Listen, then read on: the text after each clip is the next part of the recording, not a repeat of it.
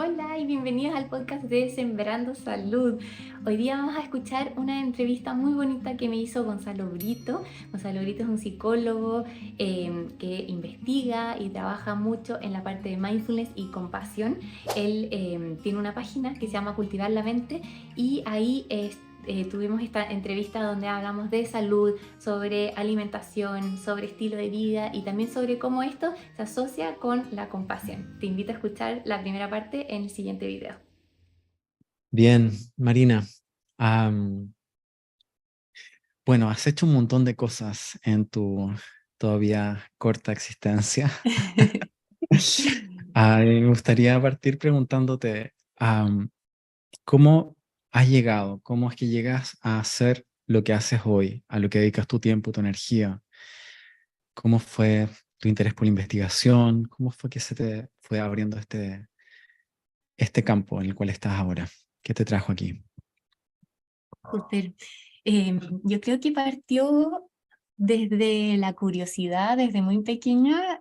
Siempre me llamó la atención como entender el porqué de las cosas, cómo funcionan, como ir un poquito más allá, ¿cierto? En, en el porqué, en las explicaciones y desde muy chica, como contabas tú, me metí en investigación. A los 15 años empecé, había un evento que era una feria antártica escolar y dentro de eso uno podía mandar como algún proyecto de investigación. Entonces yo hablé con una profesora de colegio y me dijo, sí, pero ¿cómo lo vamos a hacer acá? Como que no teníamos las herramientas, entonces ahí me conecté con profes de la U que yo creo que me encontraron tierna, ñoña, no sé, ahí, pero me Una nerd aceptaron y total. sí, y me aceptaron y empecé a investigar con ellos y eso fue en biología marina. Y bueno, y ahí mandamos ese trabajo, terminó ganando el premio, fuimos a la Antártica, fue súper bonito. Entonces desde ahí como que quedé Mm, muy interesada y me abrió como harto la mente y las posibilidades, esa como experiencia. Y después ujú. entré en la medicina, me gustó mucho como conectar eso mismo con los humanos, como que quería siempre estar en la parte de investigación y ahí encontré que podía hacerlo como en muchos temas distintos.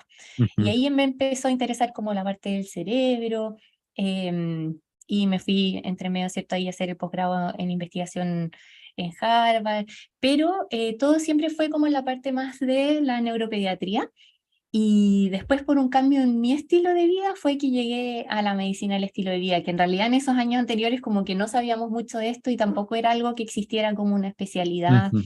Entonces fue más bien ya titulada porque yo quise hacer cambios en mi alimentación que empecé a estudiarlo. Y de hecho em, partió un poquito porque rescaté una perrita Ujú.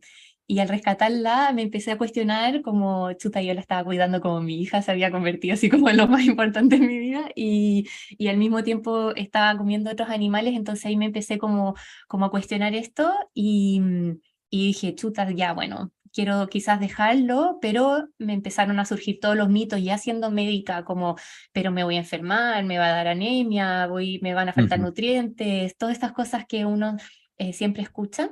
Y ahí me puse a estudiarlo. Dije, ya, bueno, si lo voy a hacer bien. Y en realidad empecé a encontrar evidencia de que incluso era mejor para nuestra salud y que nos ayudaba en muchas cosas, a prevenir muchas enfermedades, a tratar algunas. Mi estilo de vida y mi calidad de vida empezó a cambiar, entonces ahí fue que me metí a llevar como toda mi carrera más hacia la parte del estilo de vida y lo fui Ujú. conectando por medio de distintas cosas que fui descubriendo como la microbiota, etcétera, con el mundo del cerebro. Entonces así fue como llegué un poquito a esta mezcla desde mis Ujú. intereses personales y un poco de lo que estaba armando antes. Súper. Entonces, bueno, vamos a hablar de la Morita más adelante, porque es importante la historia. Pero tú cuando estabas estudiando medicina, estabas en un momento donde tu propio estilo de vida no era congruente con una visión de salud más integral. Pues tú estabas Mm, sufriendo de algunos problemas de salud que te mm, hicieron como cuestionarte tu estilo, además del sí, tema animal, que totalmente. vamos a hablar de eso después. Sí, ¿Puedes contarnos un totalmente. poquitito de eso? Ujú. Bueno, yo dentro de la carrera en general tenemos un enfoque súper como, ¿cierto?, a lo farmacológico, a un poco a tratar los síntomas y tenemos muy romantizado el no cuidarnos tanto como que en la misma carrera de salud, o sea, está, ¿cierto?, todo el sistema de turnos, toda la alta exigencia, dormir mal, como que todo eso es parte del estándar y como de lo esperable. Entonces, pero aparte de eso también yo tenía muy poco priorizado mi estilo de vida y me estaba enfermando bastante. Tenía una disbiosis intestinal importante, tenía muchos síntomas gastrointestinales, vivía con migrañas, tenía migrañas con auras visuales, neurológicas semanalmente. Que yo Wow. le echaba como la culpa a los turnos y cosas así, pero en realidad después igual desaparecieron cuando cambié mi estilo de vida y a pesar de que seguía con turno, tenía el colesterol altísimo, en 250 más o menos, que yo culpaba que era como una hipercolesterolemia familiar, pero que también después lo logré revertir. Me estaba ahí acercando a la resistencia a la insulina, tenía 15, 16 kilos más de peso también. Entonces, hartas cositas que estaba en realidad, y me sentía muy cansada, me sentía muy...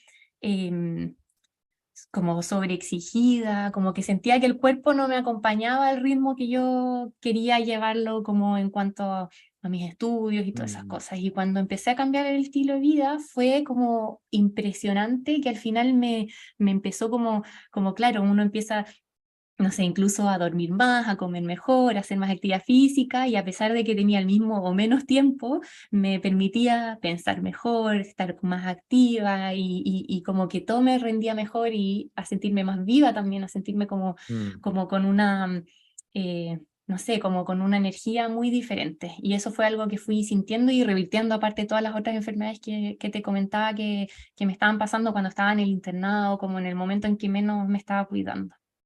Así que fue un Wow. cambio súper, súper impresionante para mí en realidad, vivirlo, sí.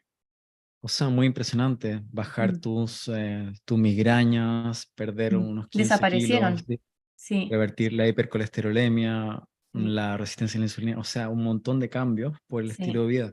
Imagino que eso fue un totalmente. tremendo empuje a ver el valor de una medicina más preventiva e integral. Mm, Y quería llevarte a ese punto, porque todavía acá, por lo menos en Chile, no es tan conocido el área de estudio de la medicina del estilo de vida. ujú. Entonces me gustaría que definieras para nosotros qué es la medicina del estilo de vida, en qué consiste, cuáles son sus pilares centrales. Perfecto. Bueno, la medicina del estilo de vida o lifestyle medicine, que es como se conoce en inglés, es una especialidad nueva, bastante nueva en el mundo. La creó como ya formalmente el Colegio Americano de Lifestyle Medicine. ¿Y qué es lo que trata? Esta especialidad trata en base a evidencia científica, que eso es súper importante, que son todas medidas que, claro, a uno le parecen medidas intuitivas, pero que tienen evidencia científica a prevenir, tratar e incluso revertir enfermedades que dependen de los estilos de vida. Y Ujú, esto por medio de 6 pilares diferentes.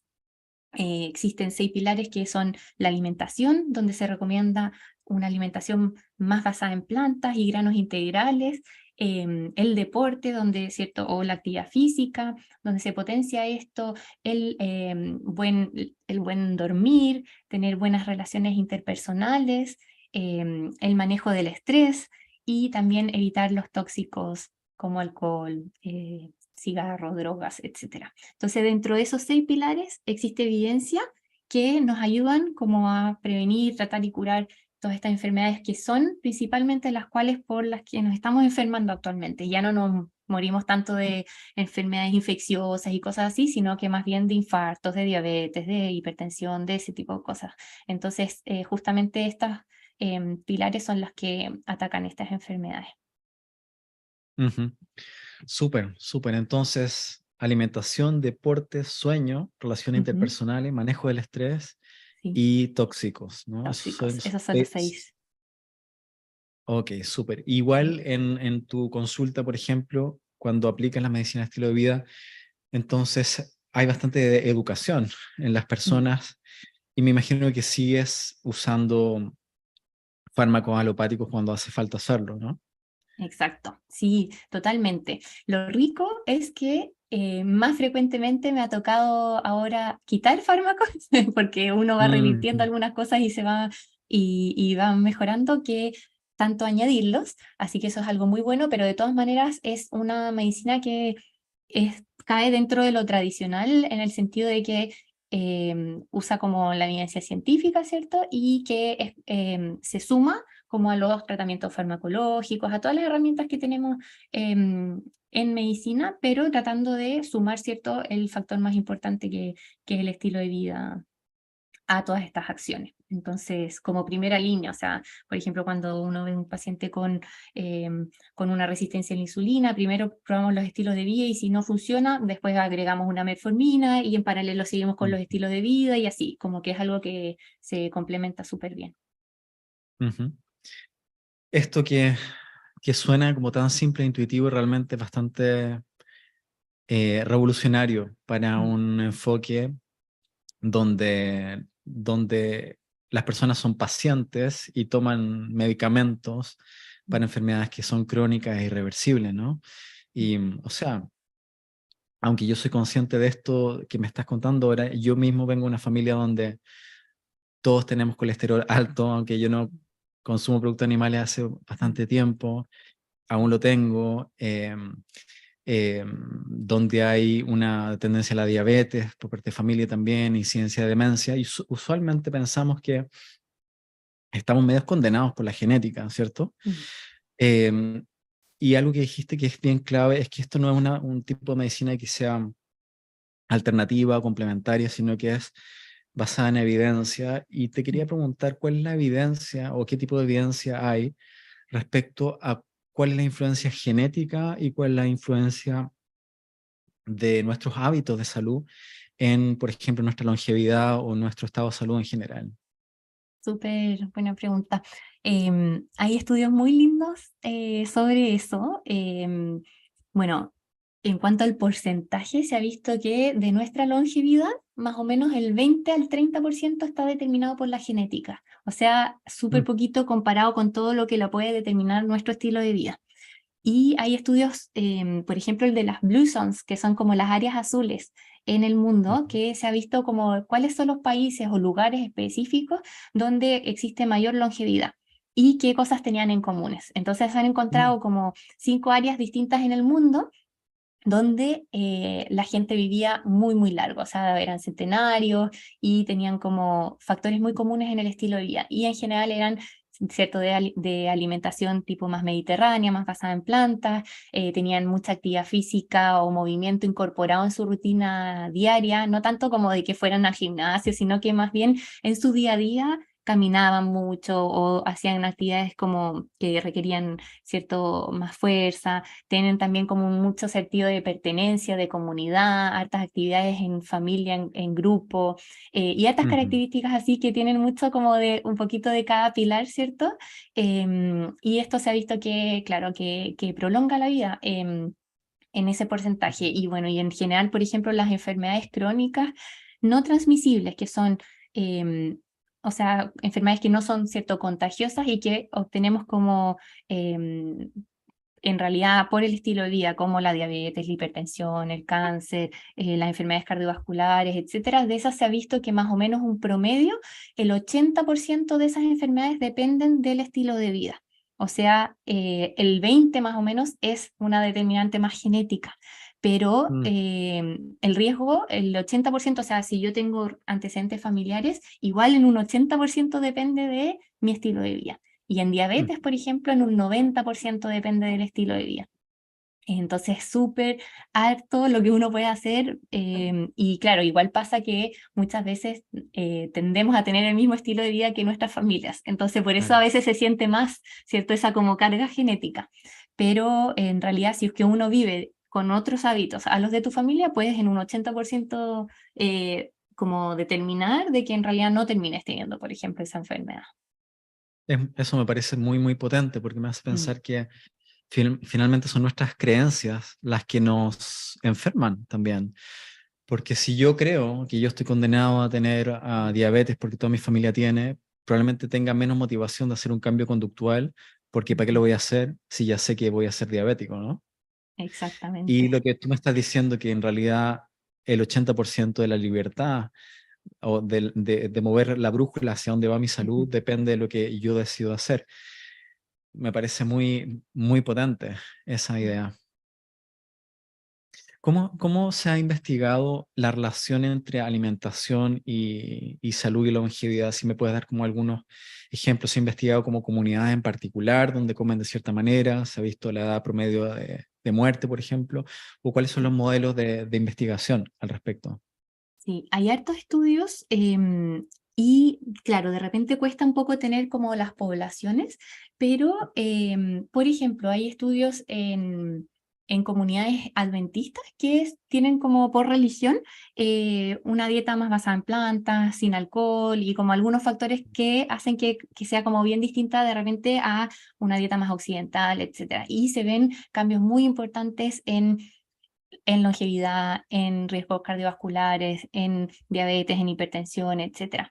Y también, por ejemplo, hay algunos metaanálisis que como que resumen un poquito toda esta información en cuanto a alimentación basada en plantas, por ejemplo, y muestran una reducción importante en cuando hay una alimentación basada en plantas que reduce mucho la obesidad, ¿cierto? La diabetes, la hipertensión, el cáncer de colon, las enfermedades cardiovasculares como los infartos, etcétera. Y son porcentajes importantes de 15, 20, 25% según la enfermedad en particular, cuando, por ejemplo, uno tiene una alimentación más basada en plantas. Son estudios súper grandes de miles de personas y se ha visto como muy claro, como que ya no hay muchas dudas en cuanto a este tipo de asociaciones. Ok, tú dirías que la evidencia no es controversial al respecto, entonces está bastante claro esa Sí, correlación.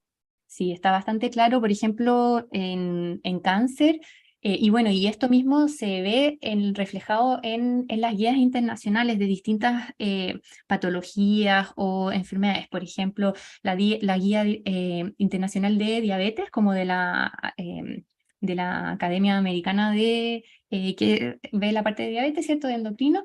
Su primera línea de tratamiento, una alimentación más basada en plantas. Las guías de cáncer, su primera línea de tratamiento, una alimentación rica en frutas, vegetales, granos integrales, legumbres, baja en carnes rojas, procesados, azúcares, etcétera. También Mm, las guías internacionales de cardiovasculares del American College, ¿cierto? De cardiólogos, lo mismo, una alimentación como muy hacia lo basada en plantas. No le podemos siempre pedir mm, como un 100%, ¿cierto? A la población, pero son como para allá que se están dirigiendo. Y en eso hay muy poquita controversia y en realidad es como lo que están poniendo todas las guías, solo que de repente igual cuesta que llegue a, a todos los profesionales y también ujú, al público general, como que ese proceso a veces demora un tiempito. Y lo que sí no es que sea necesario siempre un 100%, o sea, lo ujú, importante es como la mayoría de las cosas que uno haga en el día a día. Eso es súper relevante igual. ujú. Súper. Y vamos a entrar en un momento más en profundidad en la alimentación, pero recordando que hay otros 5 pilares también Mm, y me gustaría como preguntarte un poquito sobre el estilo de vida. ¿Cómo ves tú la salud? Es una pregunta súper amplia, pero ¿cómo ves tú mm, la salud en general de la población? Si dieras una visión panorámica o incluso desde tu perspectiva lo que te toca ver en la consulta, mm, ¿cómo ves al chileno o chilena mm, promedio? Y quizás como todas están en otras partes también, como en Estados Unidos, por mm. ejemplo, em, ¿cómo ves, qué ves que está pasando con los hábitos y con la salud de los chilenos? Es, es triste igual porque en realidad tenemos muy malos hábitos en general y está Mm, tan normalizado em, que, que nos acostumbramos a eso. Y es un poco lo que me pasaba a mí también. Yo no pensaba que era una persona que estuviese con alguna enfermedad o que estuviese como con un mal hábito de vida. Si a mí me preguntaban, yo decía que era sana y que estaba ujú, impecable porque eran cosas como que ujú, tenía normalizadas y hay harto estudio de eso igual. Hay como que uno le pregunta a la población, por ejemplo, si tú te consideras saludable o no, o si comes saludable o no, y mucha gente en realidad piensa que sí. pero cuando uno va a los números y va al día a día, en realidad estamos súper, súper lejos de eso y tenemos un ambiente también que lo propicia, o sea, estamos en un ambiente lleno de propaganda y de influencia y de ultraprocesados que son adictivos y cosas que hacen que Mm. sea mucho más difícil, o sea, es... em, como que realmente hay que hacerlo de forma muy consciente para un poco ir como en contra de todo lo que te sugiere el ambiente en el que estamos Mm. viviendo. Pero sí, y Entonces hay mucha, tenemos mucha una, patología ujú, por esto. Sí, tenemos y que hay una mucha autopercepción patología. distorsionada. Mm, Tenemos una autopercepción distorsionada que creemos que estamos sanos cuando quizás no lo estamos. mm, Y los números, tú no sé si manejas algunos datos como de, por ejemplo, porcentaje de sobrepeso, obesidad o mm. algún otro indicador de salud más macro. Sí, por ejemplo, en niños actualmente en Chile tenemos un 25% de obesidad infantil y un 29% más o menos creo que es de sobrepeso. Los cortes igual son en base a IMC, que uno dice, claro, no Sí. es un número tan relevante, ¿cierto? Pero igual reflejan una realidad y uno lo ve en la práctica clínica también. O sea, Mm. es más probable actualmente para un niño en Chile tener sobrepeso u obesidad que no tenerlo. Esos son como Wow. los porcentajes y es aún más alto que en otros países internacionales donde esto es muy frecuente también. Entonces ahí, y es relevante, ¿cierto? No, em, que ahí no nos importa tanto la parte estética, ni el número, ni nada de eso, sino Mm. que hablando más de hábitos, de salud, de cómo nos sentimos, de ese tipo de cosas, tiene súper alta relevancia. Sí. Wow. Si te entendí bien, las cifras Mm. sería un 54% de los niños son sobrepeso o Es 50 obesos. y, no me acuerdo si era 52, 53, algo así, pero Wow. 50 y poquito, sí. Wow. Mm, Ok. Sí, sí. eso me hace pensar, bueno, efectivamente, yo siento que estamos como en una, los consumidores, las personas estamos como en una encrucijada donde por un lado Mm, recibimos un montón de presión de una industria mm, alimentaria mm, donde cada vez saca más productos, ¿no? Altamente, sí, no sé si podríamos decir adictivos, como los sí, ultrapalatables, los ultraprocesados, con bastante grasa, azúcar, mm, sal, y de los cuales, no sé, como el reclame de Pringles, te comes una y te las comes todas, ¿no? No están sí. diseñadas para generar ese craving. O Mm, sea, hay mucha presión de ese lado. Y por otro lado, hay una gran presión de una tremenda industria multimillonaria también de la mm, estética, que te sí, muestra, qué sé yo, yogur light con mm, imágenes de vientre plano, por ejemplo, las mm, calugas o qué sé yo, mm, los cuerpos perfectos, las imágenes de los influencers en Instagram, por mm, ejemplo. Y tenemos como esa doble presión por todo lado, ¿no? O sea, sí, estamos comiendo más chatarra porque curiosamente, o no tan curiosamente, es más barato hoy en día comer chatarra mm, que comer comida nutricia, ¿no? Y ahí mm, tenemos un problema social y socioeconómico también sí, que resolver. Y por otro lado, tenemos todos estos mandatos, digamos, sociales y de ideales de imagen, mm, donde precisamente hay como casi un juicio moral de que hay cuerpos buenos y hay cuerpos malos, por mm, ejemplo. sí, Y ahí vemos un montón de sufrimiento, los psicólogos también, mm, bueno, en los adolescentes, pero también en los adultos. sí, Mucho sufrimiento en esta presión. Y otro elemento más que veo es que muchos de estos alimentos que son altamente procesados, altamente adictivos, cumplen una función emocional importante de regulación, solamente que dura muy poquito tiempo, muy ¿no? poquito. Sí, y después te dejan un vacío, más ansiedad y aumenta el ciclo, sí. Funcionan igual que otros tipos de adicciones, en grado menor, pero también te van generando eso. En niños, en la parte cerebral incluso se ha visto que esto va modificando el control de impulsos. Hay estudios en neuroimágenes, por ejemplo, que ven en niños que tienen obesidad, que se va modificando especialmente como zonas del área frontal que nos permiten también controlar, Wow. inhibir nuestras como impulsos, ¿cierto? Y que hacen que justamente sea después más difícil todavía controlar em, como estas decisiones. Entonces, incluso a nivel cerebral se han visto cambios cuando nos estamos, ¿cierto? Siempre rodeando con estas comidas más adictivas. Mm. Eso me hace pensar en, en cómo estas comidas tan atractivas, ¿no? La comida rápida, alta en grasa, alta en azúcares y sales, Mm, van directo al sistema límbico, ¿no? mm, sí, Como lo que hacen los algoritmos de algunas redes sociales, como TikTok, por mm, ejemplo, sobre todo, pero otras también, es sí, la satisfacción inmediata y efectivamente eso va bloqueando nuestra capacidad de tomar decisiones más desde arriba hacia abajo, como mm, pensar qué es lo que me hace bien mm, a mediano y a largo plazo. Y a propósito de eso, te quería preguntar qué es lo que estás viendo en la consulta o cómo lo piensas tú, es el tema de la tecnología, de los mm, teléfonos, de las redes sociales, en particular cómo trabajas con niños también, qué impacto estás viendo ahí. mm. De hecho, bueno, yo estoy armando un poco, ¿cierto?, la medicina y el estilo de vida infantil. Estoy tratando de armar, ¿cierto?, qué es la evidencia que hay en cada uno de estos pilares, porque hasta ahora siempre se ha visto más en adultos.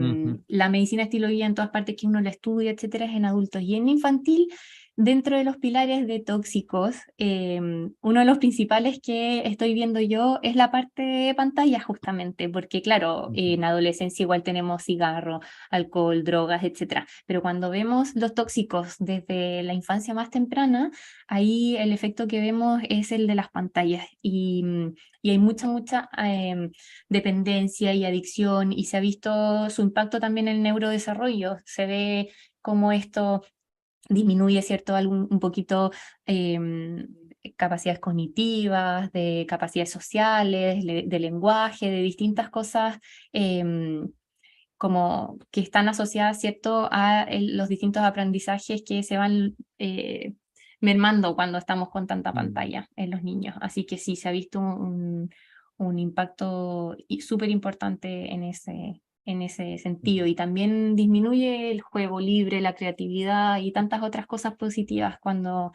se da más el espacio, ¿cierto?, para mm, aburrirnos un poco en la ujú, infancia. ujú. Sí, qué lujo tuvimos quienes pudimos aburrirnos, ya no Sí. mirando el techo, sin pantallitas. Mm, Y realmente es como un experimento social a gran escala, porque en mm, miles de años de evolución como especie, tenemos apenas 15 años de redes sociales, ¿no? O sí. sea, es muy, muy, muy nuevo. Mm, Y bueno, ya sin redes sociales, por ejemplo, era muy difícil la adolescencia, ¿no? mm, Y todos los temas con la imagen corporal, el tema de pertenencia, la comparación, mm, multiplica eso por millones de espejos, ¿no? De sí. reflejos que opinan sobre ti, Mm, básicamente. Bueno, hay que hablar del ciberbullying y sí. todas esas demás complejidades. Mm. Tienes un trabajo bien difícil, Marina, porque estás con, Sí. o sea, eres como un Quijote. Bueno, te voy a acompañar, somos un poco Quijotes también, Mm, yendo un poco contra molinos de viento gigantes que tienen grandes fuerzas mm, económicas, industriales, ¿no? Trabajando entonces. Me gustaría preguntarte cómo trabajas esto. Por ejemplo, tienes una familia con un niño que está con sobrepeso. En la evaluación ves que el niño toma 1,5 litros de Coca-Cola al día, por ejemplo, y viene enganchado con eso hace tiempo. Em, en una casa donde las pantallas están ilimitadas, por ejemplo, el niño ya tiene su teléfono, por ejemplo, a mm, los 10 años, pero está con síntomas el niño, ¿no? mm. Está enfermando. ¿Cómo haces tú ese trabajo? ¿En qué consiste el trabajo con ese tipo de familia, por ejemplo, que te consulta? Súper linda pregunta. Ahí depende mucho del estado un poco en el que consulta la familia y ahí yo uso Ujú, mucho el modelo transteorético del cambio que nos permite ver cuando queremos hacer un cambio de hábitos. Existen distintas fases, ¿cierto? En la psicología. De qué tan listos o no estamos de hacer algún cambio. Partimos en la precontemplación donde ni siquiera sabemos del problema, después pasamos a la contemplación donde pensamos, cierto, podría ser, pero no es para mí, después ya nos ujú, empezamos como a preparar, pasamos a la acción y después ya nos tenemos que recuperar, o sea, como preocupar más de mantener los hábitos y ujú, no ir como más hacia atrás. Entonces, ahí es súper importante ver un poco en qué fase están los papás, ¿cierto? Ver en ujú, ese mismo problema y en caso del adolescente, etcétera, también. A veces los papás están en distintas fases, de repente hay uno solamente que está preocupado, el otro todavía no lo ve, y como que eso ayuda un poco y según eso yo voy un poco viendo, ¿cierto? Como las indicaciones. En general siempre Mm, pregunto de todos estos pilares, pero no siempre lo que se ve en la medicina del estilo de vida es que si uno también da muchos cambios y muchas cosas a la vez, tampoco logramos mucho, porque ujú, es abrumador, ¿cierto? Nos estresa y uno como que se siente superado. Entonces yo trato de elegir un pilar donde veo que voy a quizás a mm, tener más impacto y donde también la familia ya está más lista para tomar acción, y ahí me centro al menos en esa primera instancia. Y, y según como veo a los papás, en cuanto a qué fase están, ¿cierto? mm, Me concentro más en educar o me concentro ya más en dar tips, como cosas más prácticas para ya ir haciendo modificaciones. Si es que hay un papá que está muy todavía, ¿cierto? Que no quiere, me concentro más en la educación. Si es que ya están listos, me voy más a los tips. Y lo que es súper, súper mm, importante en situaciones así es que el cambio y todas las indicaciones como de la medicina de estilo de vida infantil tienen que ser familiares. Eso es algo crucial, mm, porque no le podemos decir, ¿cierto?, al niño entonces ya, entonces él no va a tomar Coca-Cola mientras todos están tomando Coca-Cola alrededor de él. Eso no sirve. ujú, Entonces ahí es súper importante que son cambios familiares y por eso yo veo mucha consulta de la familia completa. Y los cambios familiares nos ayudan un montón en, en que sea algo normal de nuevo, ¿cierto? En la familia, que en la familia, por ejemplo, entonces solamente se toma bebidas para los cumpleaños o como cosas así, ¿cierto? mm, Y regulamos el ambiente. Y cuando regulamos el ambiente es mucho más fácil decidir, porque es mucho más fácil decidir entre tres cosas ricas de frutas, ujú, etcétera, que si nos ponen una fruta, una papa frita, una bebida, una hamburguesa, como que las ujú, decisiones con un ambiente así son mucho más difíciles. Entonces manejo mucho la parte ambiental, la parte familiar, pero siempre pensando un poquito en una acción primero. Y cuando ya logramos hacer cambios en una cosa, eso a la familia le genera orgullo de logro, también te genera dopamina a nivel cerebral, ¿cierto? Es como lo logramos, mejoramos en esto, y ahí uno dice, ya, ok, ahora podemos tomar otro pilar o otra acción que pueda ir teniendo ciertos efectos positivos. Y de hecho, cuando ya logran una acción, muchas veces ellos mismos empiezan a sumar algunas otras, como solitos, porque ya se motivan y ya es algo que se les empieza a dar de forma un poquito más orgánica. Pero eso es como la forma un poco en que lo voy direccionando. buenísimo. Qué Ujú. bueno y qué interesante esto que se use el modelo que viene en la psicología de James Sí, Prochaska de las fases del cambio. Quizás sí, voy a decir algo así muy brevemente para los que no sean súper. del ámbito. Este teórico se llama James Prochaska, estableció o investigó que las personas cuando hacemos un cambio conductual, por ejemplo, dejar de fumar, estamos en distintas fases respecto a la posibilidad de ese cambio, ¿no? Hay una fase precontemplativa en la cual todavía no estamos completamente seguros de querer hacer el cambio, sino que podemos quizás empezar a imaginar que algo así podría ser bueno para mí, ¿cierto? Mm. Luego está la fase contemplativa del cambio, donde ya voy como integrando ideas más claras de por qué podría ser bueno hacer el cambio. Luego viene la fase de preparación para la acción, donde ya voy tomando las medidas para prepararme para hacer la acción de cambio. Esto sí, recuerdo bien, ¿no? Mm. Luego está la fase de acción, que es el cambio en sí, pero la acción no es como el final del camino, porque después, efectivamente, como decía Marina, está la fase de mantenimiento, Mm. que muchas veces es más difícil que el cambio en sí, es mantenerlo en el Sí. tiempo. Y creo que también se incluía una fase de lidiar con las recaídas, pensando Ujú. que las recaídas son normales y esperables en un Ujú. proceso de cambio conductual, para lo cual la psicología de la compasión es muy importante también, el reconocer que a todos nos cuesta cambiar hábitos, ¿no?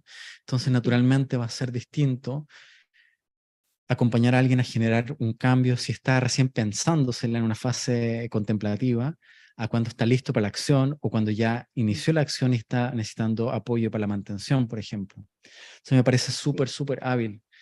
Y luego también quiero resaltar de vuelta lo hábil que es no apuntar a todos los pilares de cambio, sino que focalizarse en uno, porque la función ejecutiva no da para tanto y nos agotamos al introducir muchos cambios al mismo tiempo. Y algo te escuché decir en un podcast también, es que tampoco necesitamos siquiera ese pilar hacerlo perfecto, sino que dar algún paso en la dirección de la salud. Es como un poco la idea de cambio mínimo que pueda traer la sensación de satisfacción que luego me entusiasme a ir incorporando algún otro cambio.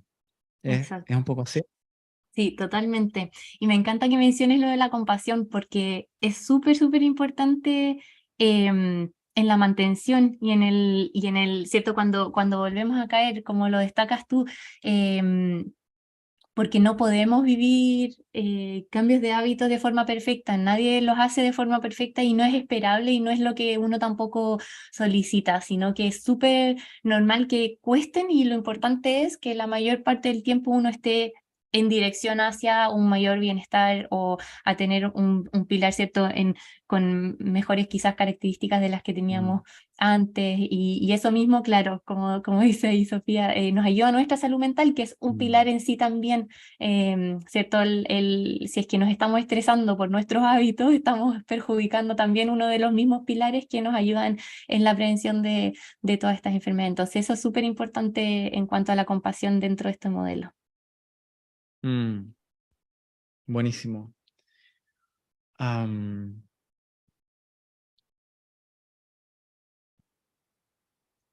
Cuando una persona está como en contemplación o en precontemplación, ¿qué hace, cómo motivas a esa persona, a esa familia a considerar un cambio? Ahí va más por la educación.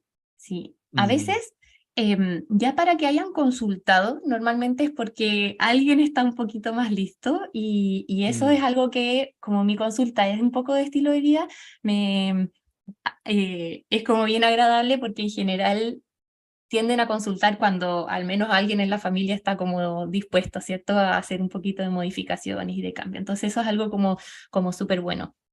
Pero pasa que cuando uno está fuera de esto, ¿cierto? Fuera de quizás una consulta de estilo de vida, mucha gente está en esa etapa. Y ahí es más bien la educación. Y puede ser que mm, esa persona se vaya y quizás ni siquiera con un cambio todavía como indicación.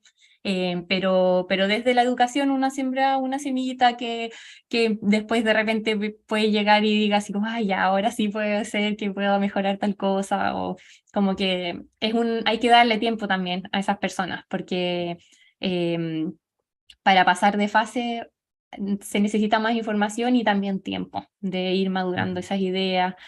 También uno no quiere pensar de repente que quiere cambiar ¿cierto? Hay cierta negación, también puede haber cierto orgullo en algunas cosas que uno dice, no, yo lo estoy haciendo bien.